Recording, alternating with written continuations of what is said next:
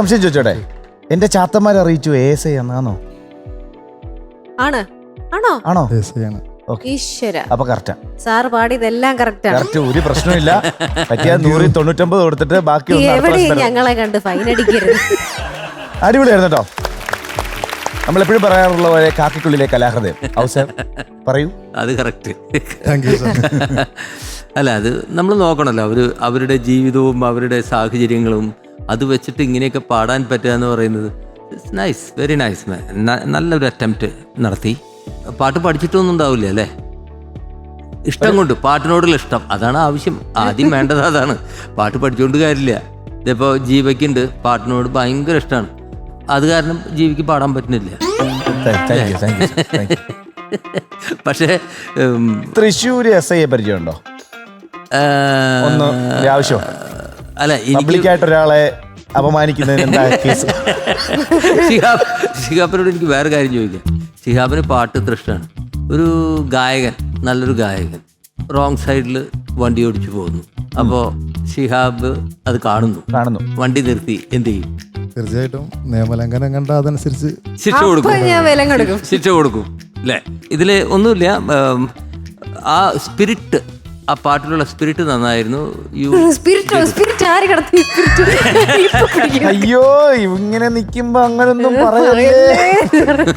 അതൊന്നുമില്ല സാർ. പണ്ട് കൊറോണ സമയത്ത് ചെറുതായിട്ടൊന്ന് മറ്റേ പൈനാപ്പിൾ ഇട്ട് വാറ്റി, അതിന്റെ അതിവിടെ പറയല്ലേ, ഇത് കേസാവും. ഒരു കൊറോണ സമയത്ത് സാർ അതുപോലെ പാട്ടുപാടി ഇൻസ്റ്റയിലല്ലേ, ഇൻസ്റ്റയിലിട്ട് അത് അങ്ങനെ വൈറലായി. അതങ്ങനെ വൈറലായി. ഒരുപാട് പിന്നെ മ്യൂസീഷ്യൻസ് അതിന് കമന്റ് ചെയ്തു. അങ്ങനെയാണ് അല്ലേ കുറച്ച് സീരിയസ് ആക്കി എടുത്തത്.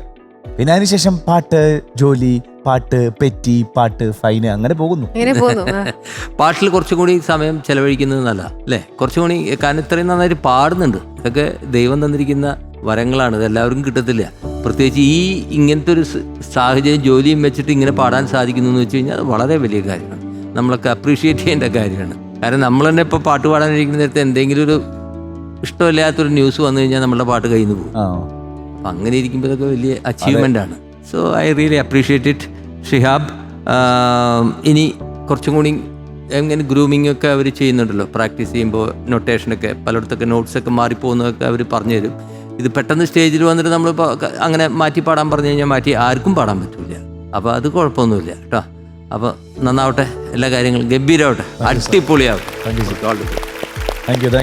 എനിക്ക് ഭയങ്കര ഒരു ആകാംക്ഷയുള്ളൊരു സംഭവമായിരുന്നു, ഒരു കൗതുകം തോന്നിയത്. ഇപ്പം സാറിപ്പം അവിടെ എങ്ങനെയായിരിക്കും പാട്ട് പഠിക്കുന്നതെന്ന് കളി. കാരണം ഞങ്ങളുടെ ഈ മ്യൂസിക്കൽ വൈഫ് ചെയ്യുന്ന സമയത്ത് അവർ ഭാര്യമാര് കുട്ടികളെ നോക്കണം.